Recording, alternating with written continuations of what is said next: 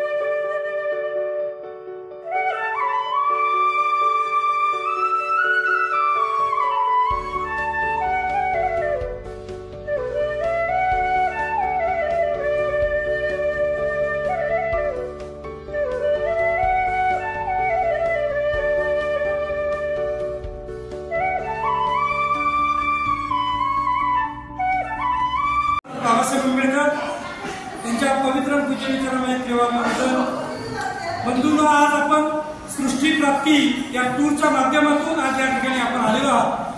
तर आपल्याबरोबर आदरणीय कांबळे गुरुजी म्हणजे कमलाकर कांबळे या ठिकाणी आपल्याबरोबर विधी घेतील. तुम्ही शांततेने त्यांना सहकार्य करा. ते 2 शब्द या ठिकाणी बोलतील. परत आपले जाधव साहेब आहेत या ठिकाणी, पत्रकार साहेब, म्हणजे आपण सर्वच या ठिकाणी या ठिकाणी भेट द्यायला आलेलो आहेत. तर आपण 1-2 मिनिटं, जास्त वेळ नाही आपल्याकडे, कारण आपल्याला पुढचं पण ठिकाण बघायचं आहे. करुणासागर तथागत भगवान गौतम बुद्ध, भारतीय घटनेचे शिल्पकार, भारतरत्न बोधिसत्व, महामानव परमपूज्य डॉक्टर बाबासाहेब आंबेडकर यांच्या पवित्र आणि पूज्य विचारांना माझे पंचाम प्रणाम. संतांचे संत संत गाडगे बाबा, महात्म्याचे महात्मा महात्मा ज्योतिराव फुले, छत्रपती शिवाजी महाराज, छत्रपती शाहू महाराज यांच्या मानवी लोकतंत्र कार्यात माझे विनम्र अभिवादन. माता रमाई, माता भीमाई, माता यशोधरा, माता जिजाऊ, माता सावित्रीबाई फुले यांच्या अपूर्व त्यागात माझे विनम्र अभिवादन. उपस्थित सर्व उपासक उपासिका, बालबालिका यांना सविनय जय भीम. आज आपण माता रमाई यांच्या वननगावी आलेलो आहोत. ज्या रमाईने अहोरात्र कष्ट साहून आपल्या पतीला या जगाचा एक उद्धारकर्ता म्हणून पुढे आणलेले आहे. आज त्यांच्याविषयी सांगायला तुम्हाला सगळ्याला ज्ञात आहे, मी पुन्हा काय सांगू इच्छित नाही. परंतु माता रमाईने जे कष्ट सोडले ते हे त्यांचं गाव आहे, वननगाव, आणि आज आपण त्यांच्या या भूमीला नतमस्तक व्हायला आलेलो आहोत. म्हणून सर्वांनी या ठिकाणी वंदनेला पण हे करायचं आहे. या टूरच्या माध्यमातून आदरणीय कांबळे साहेबांच्या माध्यमातून आपल्याला एक गाव दिसलेलं आहे, भेटलेलं आहे बघायला. म्हणून आपल्याकडे वेळ नाही आहे, अजून 1.5 तासाचा पुढे प्रवास आहे. 1.5 तास बाबासाहेबांच्या गावी जायचे, म्हणून वेळ न घालवता माझं नाव कमलाकर कांबळे, बौद्धाचार्य. तर अशी माझी ओळख थोडक्यात मी करून देतो. आणि या वेळेला आपण ज्यांना गुडघ्यावर बसायचं त्यांनी गुडघ्यावर बसून पंचम प्रणाम करायचं आहे. आपण सर्वांनी मांडी घालून वंदना करायची.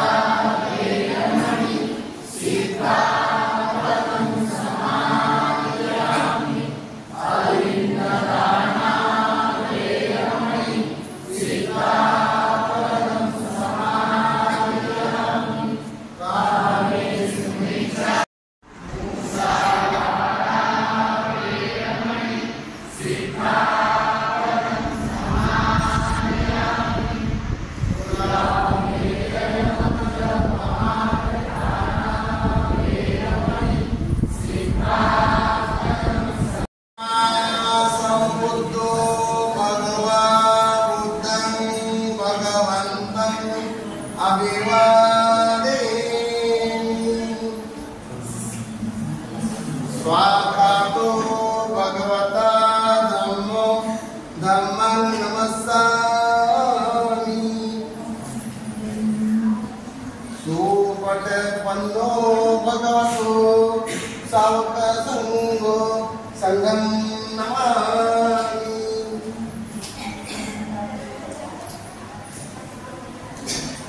सांगू नये तिथे अतिसर पंतशी इकडे सर्वांना सम करायचं आहे. नमो तस्सा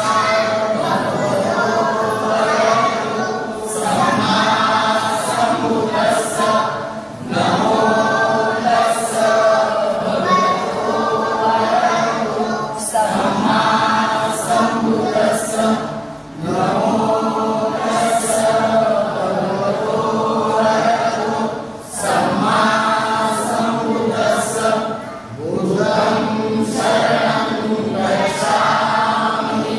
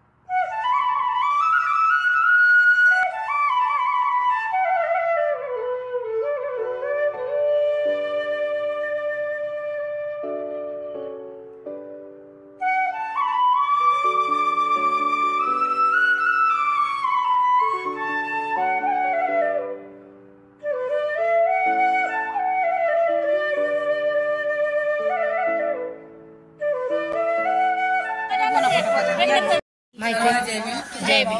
विश्व कल्याणाचा मध्यम मार्ग देणारे करुणा सागर तथागत भगवान गौतम बुद्ध, भारत या घटनेचे शिल्पकार परमपूज्य नेते डॉक्टर बाबासाहेब आंबेडकर, माता रमाई भीमाई सावित्रीबाई फुले शाहू महाराज, शिवछत्रपती शिवाजी महाराज यांच्या प्रतिमेवर वंदन। दी बुद्धिस्ट सोसायटी ऑफ इंडिया भारतीय बौद्ध महासभा त्या संस्थेचे संस्थापक परमपूज्य नेते डॉक्टर बाबासाहेब आंबेडकर, त्या संस्थेच्या राष्ट्रीय अध्यक्षा महाउपासिका आदरणीय ममता सागर, मीराताईजी आंबेडकर यांच्या आशीर्वादातून चालणाऱ्या धम्मकार्यात सगळे जय भीम। पनवेलवरून आले सर्व धम्मबांधव धम्मभगिनी, माता रमाईंचे लेख, माता रमाईंच्या लेखी, माता रमाईंच्या गावाला आला, तुमचं आम्ही माता रमाबाई परिवारातर्फे स्वागत करतो, अभिनंदन करतो। ही माता रमाई स्मारक दिसतं आहे, या स्मारकाचं जे काम त्यांच्या सुनबाई मीराताई आंबेडकर यांनी 22 राज्यात प्रचार प्रसार करून दानाच्या माध्यमातून उभं केलेलं आहे। आणि त्यांचा घरचा परिवार संगीता हरिचंद धोत्रे, सुनंदाराम धोत्रे असा त्यांचा 4 घराचे भाऊ, त्यांनी जागा त्यांना बक्षीसपत्राने दिलेले आहे दान म्हणून। तर हे स्मारक ताईंनी 22 राज्यात प्रचार प्रसार केला आणि सांगितलं की माता रमाईचं माहेर असून 9 कोटी जनतेचं हे आजोळ आहे, या वननचं मी नंदन करून सोडेन। आणि खरोखर ताईंनी वनगावमध्ये आल्या नाही, स्मारक झालं म्हणून वनगावाला चांगल्या प्रकारे मान सन्मान मिळत आहे आणि या गावाचं नाव जगभरात गेलेलं आहे। माता रमाईंचे वडील भिकू धोत्रे हरणे बंदरावरती माशांच्या डोके होण्याचं काम करत असत। बाबा सकाळी पहाटे 4 वाजता उठायचे, रॉकेलचा कंद हातात घेऊन, लाकडाची काठी हातात घेऊन वाघाच्या रानातून 18.5 किलोमीटर अंतर चालत जायचे। ते संध्याकाळी 7 वाजता बाबा चालत घरी यायचे। नेहमीप्रमाणे हरणे बंदरावरती गेले आणि पाठ्या वाहता वाहता बाबांच्या छातीमध्ये कळ आली, भिकू धोत्रेंच्या छातीत कळ आली, तिथे बाबा पडले।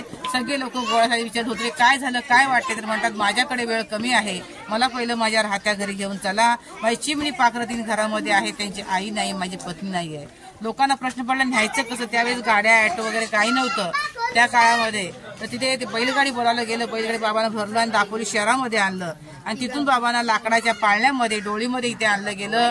बाबा अस्वस्थ झाले होते, लेकरांकडे बघत होते, आसवाच्या पुराने बाबा ढसाढसा रडत होते। लाडक्या लेकीला रामीला वाटलं, रमाईंचं नाव आमच्या माहेरचं रामी होतं, त्यावेळेस नावरच बघायचे, नावरचं नाव त्यांचं भागीरथी होतं, ह्या 2 नावाने रमाईला ओळखलं जायचं। तर रामीला असं वाटलं 1 वर्ष आधी माझी आई सोडून गेली, आता बाबा जातात की काय, मग रमाई आरडाओरडा करून रडायला लागल्या। मागोमाग शंकर आणि गौऱ्या 3 लेकरांनी आक्रोश केला। बाबांनी डोळे उघडले आणि आपल्या लाडक्याला रामीला हाताने जवळ बोलावले, डोक्यावरती हात ठेवला आणि म्हणाला, रामी तुझी आई गेली 1 वर्ष होत आहे, तुम्हाला तुमच्या आईची मी आठवण येऊ दिली नाही, दुःख जाणून दिलं नाही, परंतु मला वाटत आहे माझा हा शेवटचा क्षण आहे। रामी या 2 भावंडांची आई बाप तुला व्हायचं आहे। आणि बाबा बोलता बोलता पुन्हा छातीत कळ आली आणि ह्या लाडक्या लेकी डोक्याचा हात खाली पडला आणि बाबांची प्राणज्योत हरवली। बंधूंनो, आम्ही जेणेकरून येणाऱ्या धम्मबांधवांचं स्वागत करतो आणि अभिनंदन करतो आणि थोडक्यात माहिती रमाईंची सांगतो, कारण आम्ही आता रमाईंचा सक्का परिवार नाही, परंतु सक्का परिवार रमाईंचा जे शंकर बंधू होते त्यांची मुलं मुंबईमध्ये आहेत। रमाईंचे सक्के भाऊ शंकर त्यांची मुलं मुंबईमध्ये आहेत। सख्या परिवारच्या संगीता धोत्रे ह्या भाषेतून लागतात आणि त्याच्यापेक्षा चुलत धोत्रे नाचून लागते, मीनाक्षी धोत्रे नाचून लागतात ना। आम्ही जेणेकरून प्रचार प्रसार व्हावा ना, रमाईंचं नाव जगप्रसिद्धी व्हावं म्हणून आम्ही काम करत आहोत। तुम्ही आल्याबद्दल तुम्हाला माता रमाई परिवाराकडून शुभेच्छा देते आणि इथेच थांबते। नमोबुद्धाय, जय भीम।